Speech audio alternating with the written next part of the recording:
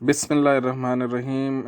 जी, इससे पहले हम मेजरमेंट सिस्टम एनालिसिस में हमने कंटिन्यूस डेटा की जो स्टडीज़ होती है, अगर हमारे पास जो मेजरमेंट्स हैं वो कंटिन्यूस डेटा की शक्ल में आ रही हैं तो उस पर कौन कौन सी स्टडीज़ होती हैं मेजरमेंट सिस्टम को एनालाइज करने के लिए, वो हमने डिस्कस किया था, जिसमें हमने कोई 3 तरह की स्टडीज़, जिसमें से एक बिल्कुल टाइप 1 स्टडी थी, जो आपके उसकी कैपेबिलिटी मालूम करने के लिए की जाती है।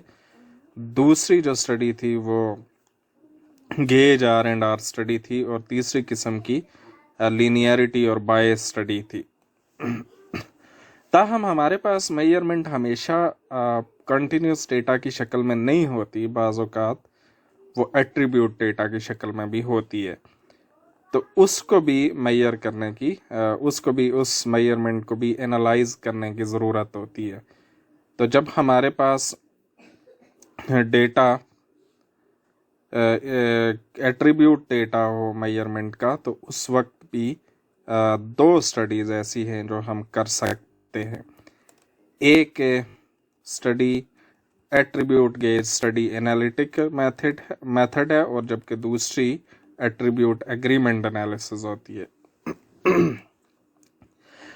तो इनको हम 1 बाय 1 देखते हैं कि एट्रीब्यूट गेज स्टडी जो एनालिटिक मेथड है इज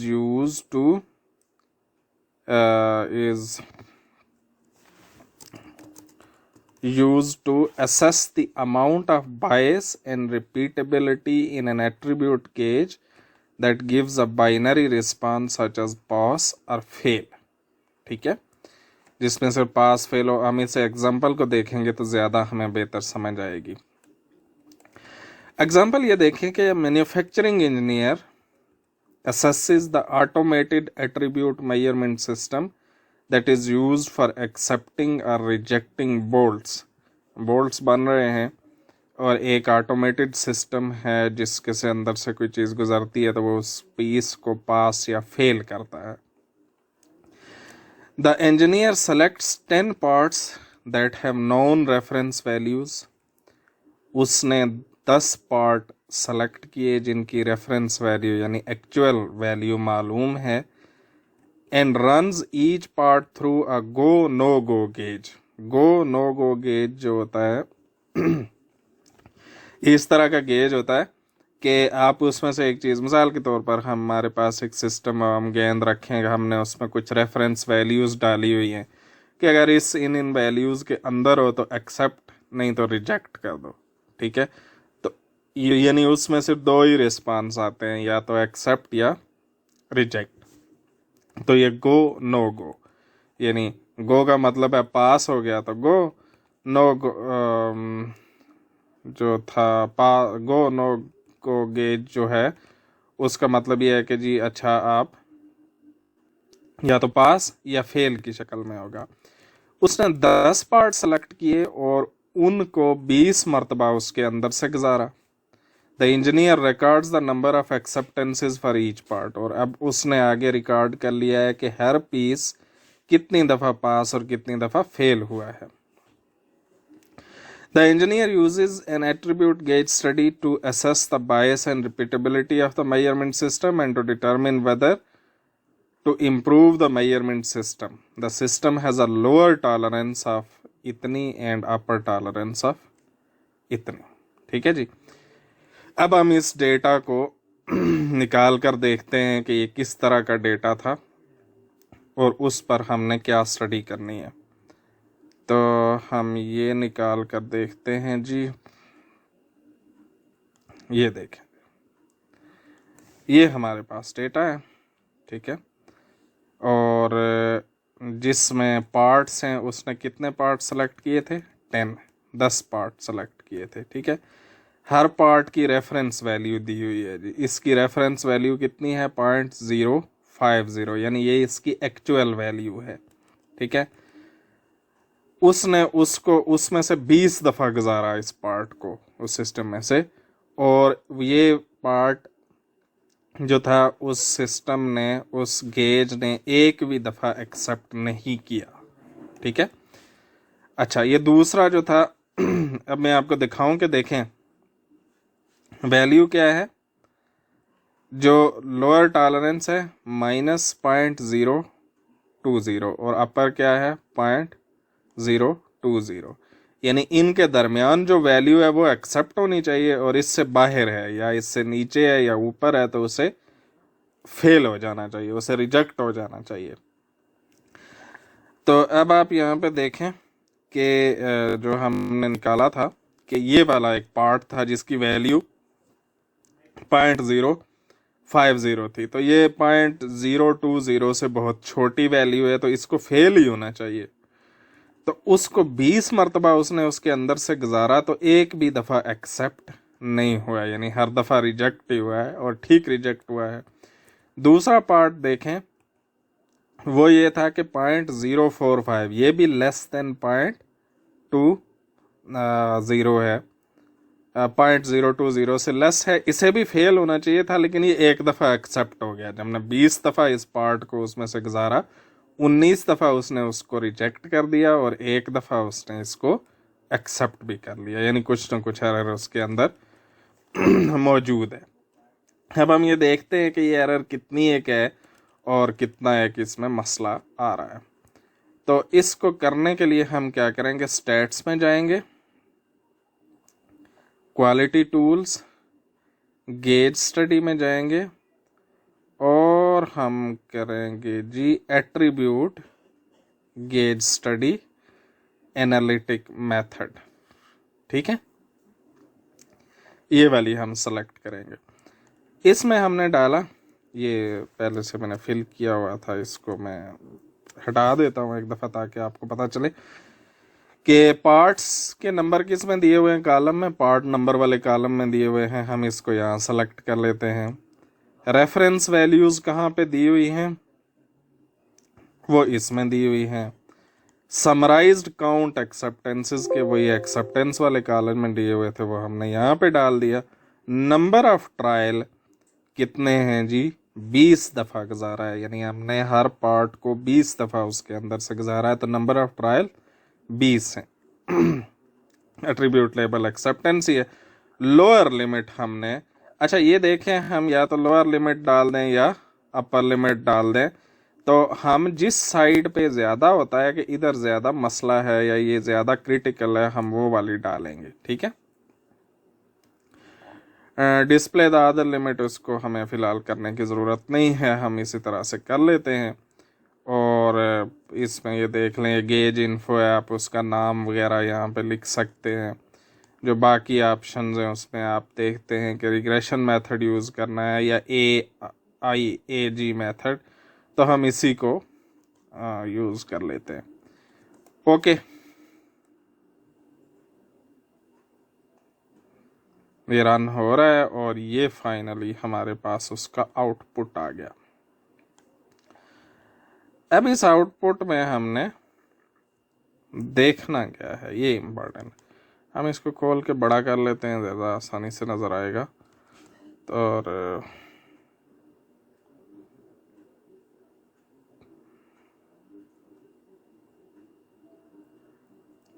अच्छा जी, इस वक्त किसी वजह से नहीं खुल रहा, नहीं खुल गया है। ओके जी, ये देखें जी, ये हमारे पास आउटपुट आया है। इसमें सबसे पहले हमने ये देखना है कि क्या बायस मौजूद है। तो जी बायस की यहाँ पे वैल्यू लिखी हुई हमें नज़र आ रही है कि 0.00975, ये इसमें बायस मौजूद है। ठीक है, ये जो पी वैल्यू है ये हमें बताएगी कि ये सिग्निफिकेंट है या नहीं है। तो आप देखें कि P value is less than 0.05, क्योंकि ये 0.00000021 है, which is quite less than 0.05। तो हम कहते हैं कि यस, हमारा ये जो सिस्टम है इसमें बायस मौजूद है। अब ये बायस किस तरफ पे है और किस तरह से इसकी सिचुएशन है वो हम देखते हैं। ये देखें, ये वाला जो ग्राफ है आपने इसको देखना है दूसरे नंबर पर, ठीक है। और वो क्या है जी, ग्राफ ये देखें, ये हमारी लोअर लिमिट थी, ठीक है, यानी ये हमारी जो गेंदें थी वो इस या जो भी कोई पार्ट थे वो इससे कम साइड पे आ रहे थे, ठीक है। तो ये हमारी लिमिट थी। अगर आप यहाँ पे देखें तो यहाँ पे नीचे लिखा हुआ 0.050 से लेकर तो इधर तक थे, ठीक है। और इधर इसकी प्रोबेबिलिटी लिखी हुई है कि अगर कोई चीज इस वैल्यू की है, ठीक है, तो उसके एक्सेप्ट होने की प्रोबेबिलिटी कितनी है। तो आप यहाँ से देखना शुरू करें तो ये जो चीज़ें जो भी पार्ट्स हैं, अगर उनकी वैल्यू 0.050 से लेस है तो उनके एक्सेप्ट होने की प्रोबेबिलिटी 0 है, ठीक है। दूसरी तरफ देखें कि जो पार्ट्स इधर की तरफ हैं, यानी इससे ऊपर हैं, ठीक है, ये 0.025, ये हमारी रेफरेंस वैल्यू -0.020 थी, तो उससे ऊपर जो इधर इधर जाते जाते हैं उनके एक्सेप्ट होने की प्रोबेबिलिटी 1 के करीब होती जाती है। चलें, ये भी ठीक है कि जो बिल्कुल बहुत ज़्यादा दूर हैं वो रिजेक्ट हो जाते हैं, जो इससे बड़े हैं वो इस साइड पे आके एक्सेप्ट हो रहे हैं, बड़ी अच्छी बात है। अलबत्ता प्रॉब्लम यहाँ पे नज़र आ रहा है, वो देखें कि अगर किसी की वैल्यू 0.025 हो, मिसाल के तौर पर 0.025 माइनस हो, तो अगर इससे ऊपर लेकर जाएं तो उसके एक्सेप्ट होने की प्रोबेबिलिटी ये कोई 70% के करीब है। इसका मतलब ये है कि ये जो हमारा सिस्टम है ये लोअर साइड पे काफ़ी सारी चीज़ों को जिन्हें रिजेक्ट कर देना चाहिए इसको, वो उनको एक्सेप्ट कर रहा है, ठीक है। उनके एक्सेप्ट होने की प्रोबेबिलिटी काफ़ी हाई है, जो कि बड़ी ही अच्छी बात नहीं है, ठीक है। ओके जी। तो ये दो चीज़ें हमने देखनी है, बायस, और तीसरी चीज़ जो है वो ये, इसने जो रिग्रेशन लाइन फिट की है उसके लिए आर स्क्वायर की फिटेड लाइन देखनी है। आर स्क्वायर 0.96 है, ये आप हम रिग्रेशन एनालिसिस से जानते हैं आपके। इसका मतलब ये है कि जो 96% वेरिएशन है वो इस मॉडल के ज़रिए से एक्सप्लेन हो रही है, विच इज़ वेरी गुड। ये 0.9 से ऊपर जितना होगा इतनी अच्छी बात है, ठीक है।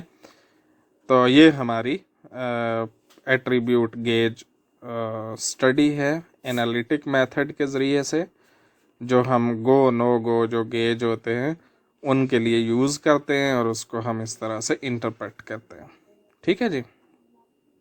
Okay fine. अब हमारे पास जी दूसरी किस्म की स्टडी ये होती है जिसको हम एट्रीब्यूट एग्रीमेंट एनालिसिस कहते हैं। एट्रीब्यूट एग्रीमेंट एनालिसिस क्या है जी? Use attribute agreement analysis to evaluate agreement of subjective nominal ratings और subjective ordinal ratings by multiple.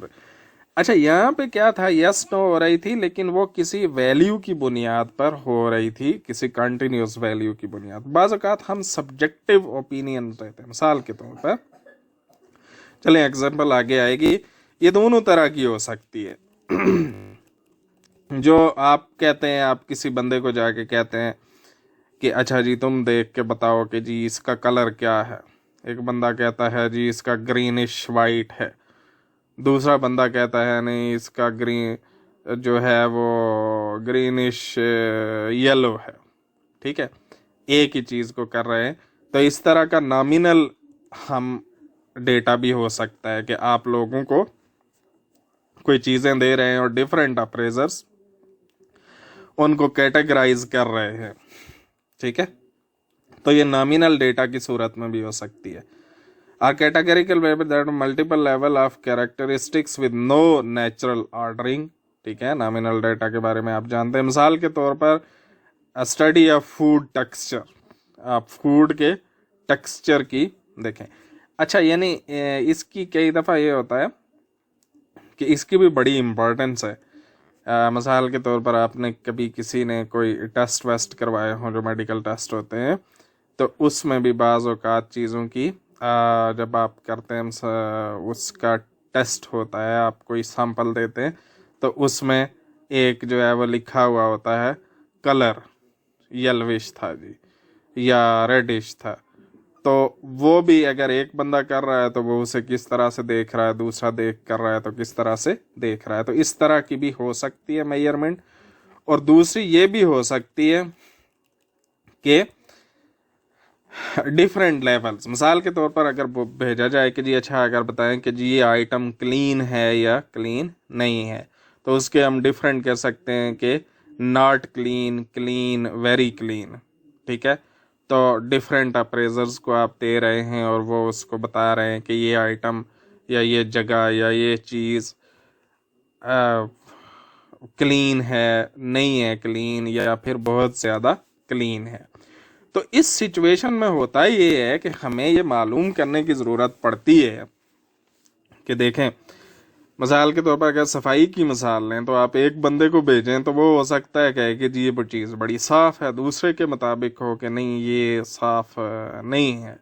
ठीक है, या एक बंदा कहे कि इट इज़ वेरी क्लीन, दूसरा कहे जी बस क्लीन ही है, कोई वेरी क्लीन तो नहीं है। तो जो ये वाली एट्रीब्यूट एग्रीमेंट एनालिसिस होता है वो हम इसलिए करते हैं कि देखें कि does the appraiser agree with himself on all trials. एक ही अप्रेजर को अगर एक ही चीज़ आप 2-3 दफ़ा दें उसे अप्रेज करने के लिए, तो क्या वो उसकी कंसिस्टेंट होगी? यानी अगर उसने एक दफ़ा कहा कि ये वेरी क्लीन है तो दूसरी दफ़ा भी वेरी क्लीन कहेगा। Do all the appraiser agree with themselves? अच्छा, वो ये and themselves and others on all trials, क्या हर दफ़ा ट्रायल करने पर वो एक तो अपने आप से एग्री करते हैं कि नहीं करते कि एक दफ़ा उन्होंने क्लीन कहा तो दूसरी दफ़ा वेरी क्लीन कह दिया। और दूसरी चीज़ ये है कि एक अप्रेजर और दूसरे अप्रेजर के दरमियान क्या सूरत हाल है। अगर एक क्लीन कहता है तो क्या दूसरा भी क्लीन ही कहता है, या वो उसको वेरी क्लीन कह देता है? एक वेरी क्लीन कहता है, दूसरा जो है वो उसको नॉट क्लीन कह रहा है, कहीं ये तो नहीं हो रहा? और क्या किसी स्टैंडर्ड वैल्यू के अगेंस्ट वो कर रहे हैं या नहीं कर रहे? ये इसका मसाइल से ज़्यादा बेहतर समझते हैं। Fabric appraiser at a textile printing company rate the print quality of cotton fabric on a 1 to 5 point scale. ठीक है, टेक्सटाइल की प्रिंटिंग की कंपनी है और वहाँ पे जो पीस बनता है उसको कुछ अप्रेजर रेट करते हैं 1 से 5 के स्केल पर कि ये जो टेक्सचर है इसकी क्वालिटी, प्रिंटिंग क्वालिटी कितनी अच्छी है। ठीक है, 1 से लेकर 5 तक उनको स्केल दिया जाता है। क्या कहें कि अगर बहुत कम है क्वालिटी तो 1 करें, बहुत ज़्यादा है तो 5 लगाएं। The quality engineer wants to assess the consistency and correctness of appraiser's rating. The engineer asks 4 appraiser to rate print quality on 50 samples of fabric twice in random order. वो क्या करता है कि वो 4 बंदे लेता है और उनको 50 सैंपल देता है और इस तरह से देता है कि हर बंदे के पास एक सैंपल 2 दफ़ा जाए। ठीक है, लेकिन वो रैंडम ऑर्डर में देता है। रैंडम ऑर्डर में ये नहीं कि एक ही दफ़ा पकड़ के एक बंदे को पकड़ के 50 करवा लिए, दूसरे को पकड़ के 50 करवा लिए, रैंडम ऑर्डर में करवाता है। ठीक है, because the data include a known standard for each sample, the quality engineer can assess the consistency and correctness of rating compared to standard as well as compared to other appraisers. अच्छा, अब उनमें से हर sample की एक standard value भी पहले से determine की गई है। ये भी हो सकता है और ये भी हो कि नहीं की गई, लेकिन इस केस में जो हमारे पास एग्जांपल है वो पहले से मालूम है उसकी कि स्टैंडर्ड वैल्यू क्या होनी चाहिए उसकी। ठीक है, तो अब हम देखते हैं कि उन्होंने क्या किया जी। ये हमारे पास उसका डेटा है, उसके पास कौन कौन से थे जी। माइक देखें, उसने 50 सैंपल्स को किया और चूँकि 2 दफ़ा किया, दूसरी जो है अप्रेजर अमंडा थी, इसी तरह कोई और अप्रेजर थे और उन्होंने 50 सैंपल्स को 2-2 दफ़ा इवेल्युएट किया है। तो माइक ने सैंपल नंबर 1 को ट्रायल नंबर 1 पर कहा कि इसकी क्वालिटी 1 से 5 के स्केल पर 5 है, यानी परफेक्ट है। ठीक है, इसका जो स्टैंडर्ड था वो भी 5 था। उसने दूसरे को कहा, दूसरे को भी 5 दिया। ठीक है, और उसका स्टैंडर्ड भी 5 था। माइक साहब ने जो था वो तीसरा जो सैंपल था उसको ट्रायल नंबर 1 पर 3 की रेटिंग दी, एक्चुअल भी 3 थी, सो ऑन। ठीक है जी, इसी तरह सब ने जो जो रेटिंग दी वो हमने नोट कर ली। अब हम इसको देखेंगे कि ये जो डिफरेंट अप्रेजर्स हैं वो कितना एक दूसरे से एग्री कर रहे हैं और अपने आप से कितना एग्री कर रहे हैं। तो ये करने के लिए हम स्टैट्स में जाएंगे, इनइक्वालिटी टूल्स में जाएंगे और यहाँ पे एक होगी जी एट्रीब्यूट एग्रीमेंट एनालिसिस। ठीक है जी, ये मैं पहले से दी चीज़ों को मिटा देता हूँ। ओके, एट्रीब्यूट का जो कॉलम है वो कहाँ पे है जी, यानी वो रिस्पांस में दिया हुआ था। सैंपल जो हैं वो हमारे कहाँ पे दिए हुए हैं, सैंपल वाले कॉलम में दिए हुए हैं। अप्रेजर्स के जो नाम हैं वो कहाँ पे दिए हुए हैं, अप्रेजर में दिए हुए हैं। नाउन स्टैंडर्ड एट्रीब्यूट जो था, यानी उसकी स्टैंडर्ड वैल्यू क्या थी, यानी अगर किसी ने उसको 5 दिया है तो क्या उसकी कोई स्टैंडर्ड वैल्यू थी। ये देखें, ये ऑप्शनल है, यानी ऐसा भी हो सकता है कि कोई स्टैंडर्ड वैल्यू पहले से मालूम ना हो, लेकिन हमारे केस में मालूम है, ये स्टैंडर्ड वाले कॉलम में दी हुई है। और फिर चूंकि ये ऑर्डिनल लेवल डेटा है जिसमें डिफरेंट लेवल्स हैं 1 से लेकर 5 तक, इसलिए हमने कैटेगरीज ऑफ एट्रीब्यूट डेटा और ऑर्डर्ड। अगर नॉमिनल होता तो फिर हम इसको चेक ना करते, लेकिन ये ऑर्डिनल डेटा है, हमने इसको चेक कर दिया, यानी इसको टिक कर दिया और अब इसके बाद हम इसको रन करते हैं। ठीक है जी, अच्छा आपने बिल्कुल मोटा मोटा हिसाब ये देखना है, 2-3 इसमें स्टेटिस्टिक्स देखने हैं जिससे फौरन पता चल जाएगा। जो असेसमेंट एग्रीमेंट है, ये देखें अमंडा, इसने 50 आइटम इंस्पेक्ट किए। ठीक है, और 50 दफ़ा अगर इसने मैच हुई, यानी अगर इसने एक आइटम को, आइटम नंबर 1 को पहली दफ़ा 5 की रेटिंग दी थी तो दूसरी दफ़ा भी उसने 5 की रेटिंग दी और इसने कोई गलती नहीं की, 50 के 50 इसके मैचेस आए, तो इसकी परसेंटेज कितनी है, 100%। ठीक है, ब्रिट साहब जो हैं उनका कितना है जी, उनके 48 मैच हुए, 2 दफ़ा उससे गलती हो गई, 96। जबकि ये जो एरिक नाम का अप्रेजर है इसकी सबसे कम है 86%। ठीक है, यानी इसमें 50 में से सिर्फ 43 टाइम्स इसने मैच हुआ और 7 दफ़ा अगर इसने एक दफ़ा उस आइटम को कोई और रेटिंग दी थी तो अगली दफ़ा कोई और रेटिंग दे दी।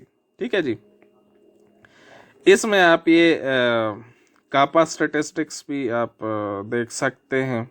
ठीक है जी, कापा स्टेटिस्टिक इसकी वैल्यू -1 से +1 तक होती है। तो ये देखें अमंडा 100 मरतबा अगर रेट हो रही है तो इसकी पूरी वैल्यू जो है वो इस तक आ गई है। ठीक है जी, सॉरी ये 0 से 1 तक होती है। ठीक है जी, तो इसमें अब आप देखें कि इसकी 1 आ गई है जी कापा की वैल्यू। ये आइडियली जो है वो 75 तो लाजमी होनी चाहिए, 0.75 तो कहा जाता है कि ये लाजमन होनी चाहिए। ठीक है, ओवरऑल जो है वो 0.75 होनी चाहिए। तो हमारे केस में ये 0.75 सारे लोगों की आ रही है, 0.75 से ऊपर ही आ रही है। ठीक है जी, ये था उनका विद इन अप्रेजर, यानी एक ही अप्रेजर अपने आप से कितनी दफा एग्री कर रहा है। ठीक है जी, ओके जी।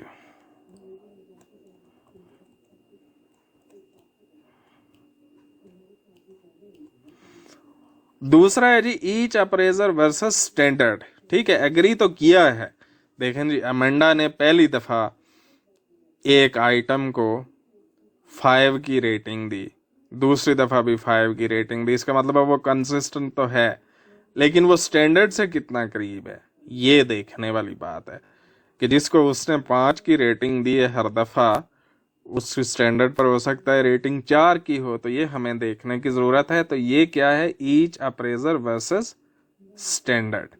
ठीक है जी, तो ये अमेंडास जो थी इसने 50 इंस्पेक्ट किए और 47 जो थे ऐसे वो मैच कर गए स्टैंडर्ड के साथ। इसका मतलब है कि ये 94% ऑफ द टाइम्स इसने सही रेटिंग दी। ठीक है, तो ये भी बाकी देख लें, इसमें भी ये जो एरिक है जी इसने 82% दिया है, बाकी सबका 90% से ऊपर है। इसी तरह से उनके कापा स्टेटिस्टिक्स आएंगे नीचे, वो आप देख लें, अगेन वो ओवरऑल